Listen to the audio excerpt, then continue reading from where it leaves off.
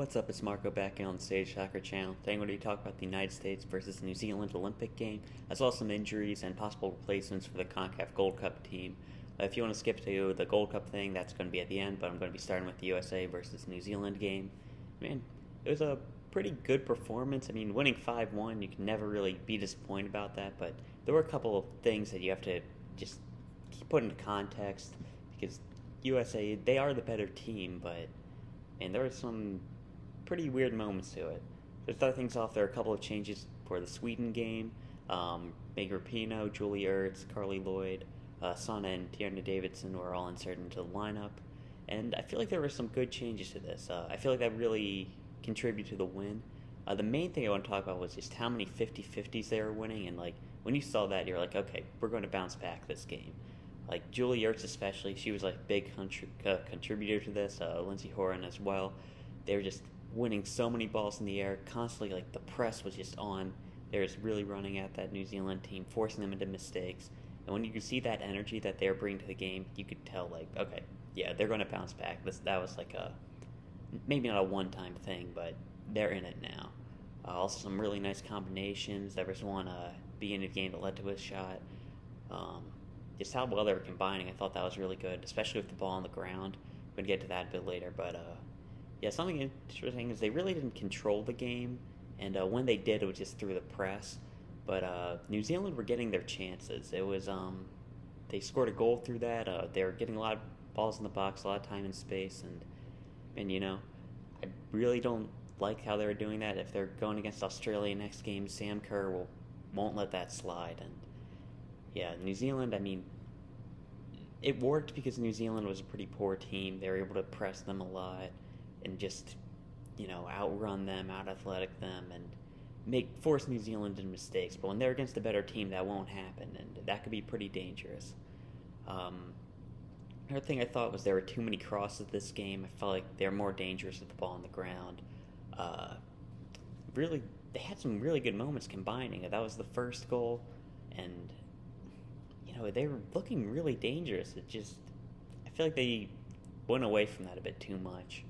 Maybe it's used to Jill Ellis' side, or maybe just the crosses weren't doing as well today. But yeah, that's something I thought. The offsides trap was a big problem for them. I think 4 offsides goals in the first half. Yeah, that didn't help, and the defense was really suspect all game. New Zealand were getting a lot of chances. On to individual players, I thought Naeher was really good with her feet and really good with making some nice saves. The first goal actually came from a ball that she kicked out. So yeah, really good job there. Impressed with her. Lavelle had a nice goal. She's doing some good defensive work. Good performance from her. Tobin, Heath, good through ball for the first goal, but not too involved in the game. Then Julie Ertz, I mentioned her before, but her insertion was pretty huge, winning balls and just a big part of setting up the goal. Great job by her. Carli, Lloyd, I feel like her contribution was pretty big. Really good hold-up play, dropping into the midfield, combining with the play, and some good defensive work as well. Lindsey, Horan, I didn't think she was the greatest in possession. Horan, I should say. She wasn't the greatest in possession, but getting forward, she looked pretty good and did get herself a goal. Rapinoe, I didn't feel like she was up to her standard. She's really known for her end product, and the crosses really weren't that great today. I'm expecting her to bounce back, though. And in defense, Davidson and Dahlkemper, they were allowing chances.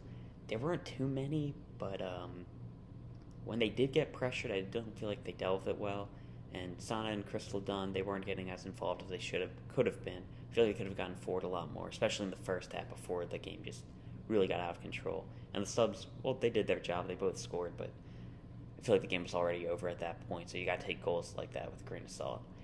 So it's a good win, good bounce-back game, but the team's flaws are still pretty clearly there. Now on to the U.S. men's national team in the Gold Cup, and so basically we got Walker Zimmerman and Paul Arriola are out with injuries at the moment, and the CONCACAF are allowing replacements to come in. So 2 guys have been called into the squad, Kessler and Cade Cowell, for replacements, and I feel like their official addition should be announced pretty soon. Maybe it'll be up by now. For Kessler, I don't really have any complaints.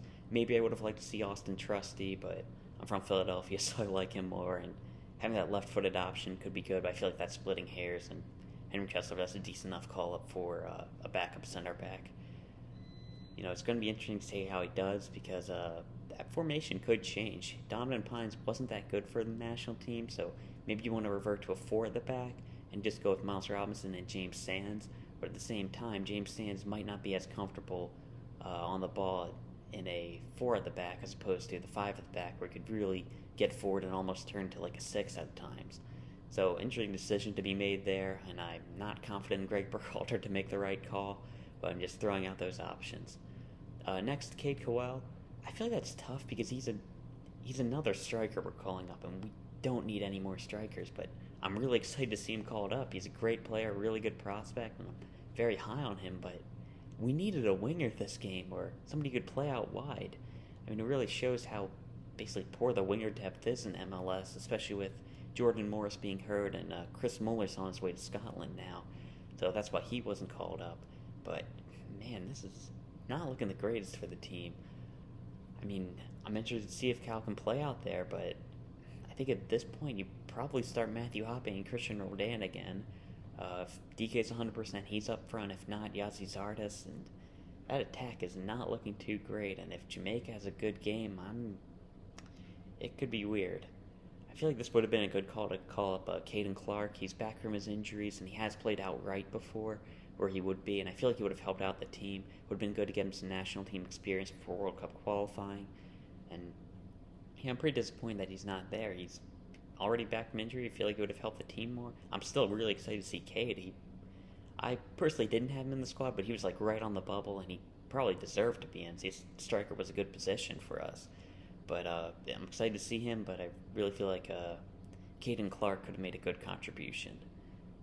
Man, Caden Clark, well, I'm getting mixed up with all the C's. So next, USA is going to be going up against Jamaica. I feel like they're a tough opponent, but they haven't really been the same this Gold Cup. Their defense has been pretty suspect, so even though I'm saying they could be good, it's like, okay, Liam Moore hasn't been that great, Mariap hasn't been that great, Kamir Lawrence, he hasn't been what he's usually been, Powell, not really too worried about him. We should be able to score, especially with Bobby D. Cordova read out, they don't look too dangerous. Guys like Andre Gray, Leon Bailey, they're always going to be dangerous, but I don't feel like this is too dangerous of an opponent. Now, they could flip that switch and get going, and if they do, I would be worried because Leon Bailey's probably going to be the best player on the field. And Andre Gray, he had that really good run in the Premier League a while ago. We know that talent's there. And their midfield has some talent. Their defense, they can get forward really well. We've seen Lawrence have great moments. We've seen Andre Blake just go off and save Jamaica and the Philadelphia Union in games. We know what they can be, but it doesn't really look like Jamaica's going to be too tough this time, so I'm really expecting USA to win. I'm really hoping to see a USA versus Qatar game because Qatar has looked pretty good, and that's a different type of matchup for the USA team. I'm really interested to see how that would go. And then, so when Qatar advances, there's a Canada-Costa Rica game. I feel like that'll be interesting, but with how many injuries Canada's dealing with right now, I'm finding it hard to see them advancing. So expecting Costa Rica to win that, and even with Mexico not being at 100% with Lozano's injury, their team being split up for the Olympics, I feel like they'll be able to handle Honduras. But that game could be interesting. Honduras has been pretty good this tournament. I think I expect them to go out in the group stage, or at least be worse than Panama, and they've surpassed my expectations. So for the semifinals, I'm predicting USA, Qatar, Honduras, or Costa Rica, and Mexico to advance. And yeah, really looking forward to that.